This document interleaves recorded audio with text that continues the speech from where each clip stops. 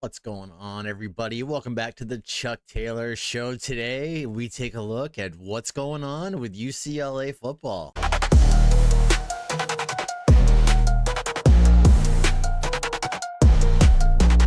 UCLA Bruins were coming in one of their most anticipated seasons in years. It's their second year under head coach Deshaun Foster, and their second year settling into the new Big Ten. They struggled to a 5-7 record last season, but there was reasons for optimism as they had won 4 of their last 6 as they welcomed in transfer quarterback Nico Iamaleava. Nico had a highly publicized falling out with Tennessee over NIL money, causing the former 5-star recruit to enter the transfer portal late in spring ball and ultimately wind up with the Bruins. This worked out almost as a trade of sorts, as projected UCLA starting quarterback Joey Aguilar transferred to the Vols. It's not often UC players essentially traded for each other through parallel transfers, but such is the new age of college football. This creates a whole nother dynamic to the story, more of which we'll get into later. Needless to say, UCLA thought they had won the transfer portal musical chairs and finally grabbed the star they so desperately coveted in a star-driven city. There was good reason to feel that way. Nico started all 13 games for Tennessee a season ago,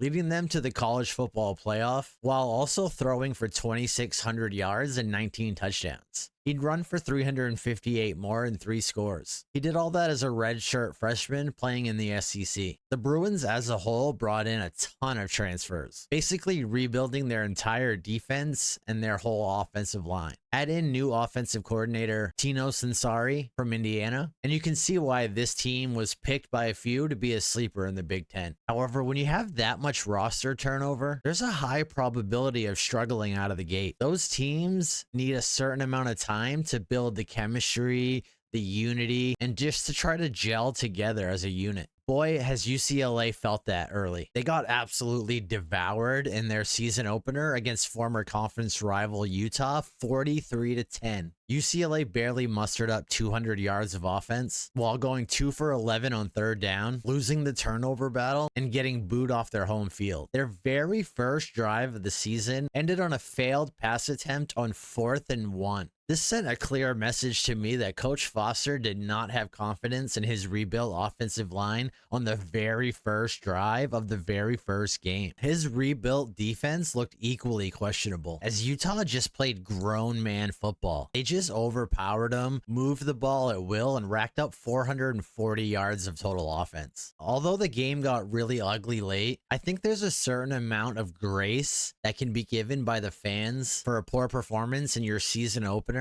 when you're going up against a strong Power 4 team, especially one that knows your program and your team so well. However, what's transpired over the last 2 weeks is inexcusable. There's going to be very few fans that can find any kind of grace for this team after they followed that performance up with 2 more devastating out-of-conference losses, this time to UNLV and New Mexico. Yes, I said New Mexico. Let's start with UNLV. They were coming off their own disappointing performance in their season opener. They also came in with a ton of expectations and renewed excitement after the hire of former Florida Gator and Mississippi State head coach Dan Mullen. But the Rebels struggled in their season opener against Idaho State, even trailing for parts of that game. They are another one of the many teams around college football that's trying to fit a ton of new pieces together and build the puzzle of team chemistry for the 2025 season. UCLA once again looked sluggish, lost on defense, and came out with absolutely no passion after the embarrassing loss to Utah. UNLV just wanted it more, and they jumped out to a huge early lead. Although they found some yards and a little bit of offense late, Foster's team looked lifeless again. They looked lost, and it looks like they may have thrown in the towel on the season after just 2 games. With the transfer portal,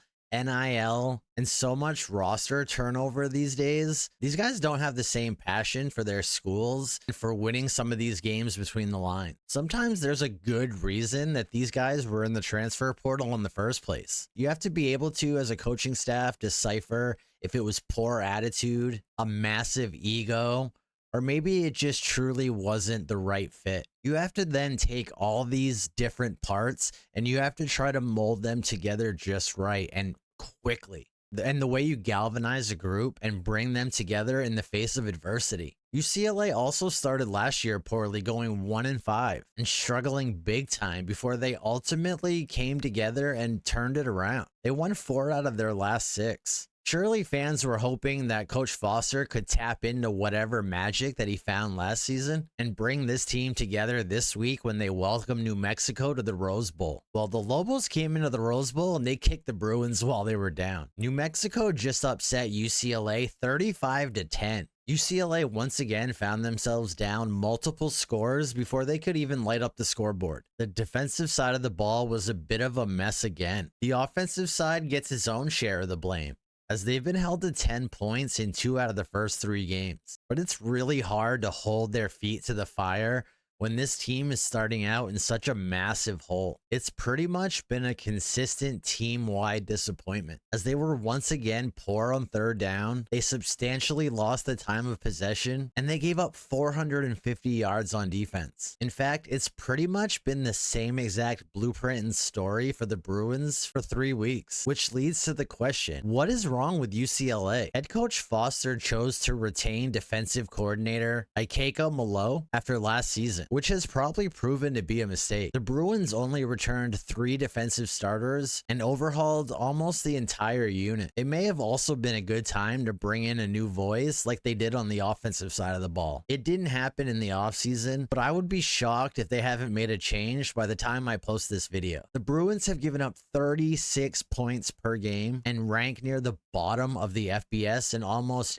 every meaningful defensive category. With the offense failing to sustain drives, the defense is asked to go back out onto the field quicker. They're out there for longer periods of time, and this certainly hasn't helped their cause. So why can't the offense move the ball either? Of course, the finger pointing will always start with the quarterback, and even more so in this case. Nico is all over the news in spring ball, and that's when college football fans are really missing ball, and they're desperately seeking news. He's earned himself the reputation of being selfish, being driven by things outside of football, and essentially being a hired gun. But he was a pretty successful hired gun at Tennessee. With the Vols, he was surrounded by top-end talent at almost every position. We see evidence of this with Joey Aguilar sliding in to the Vols starting quarterback job, and that team hasn't missed a beat. He's played really well, and the Vols have put up 117 points through 2 games. With the Bruins, it feels like Nico's forced to work with a mismatched bunch off the clearance rack, and it's really exposed his flaws. He's completing just 63% of his passes for just over 200 yards a game, despite being behind in most of these games and pretty much being in pass-heavy situations. The inaccuracy,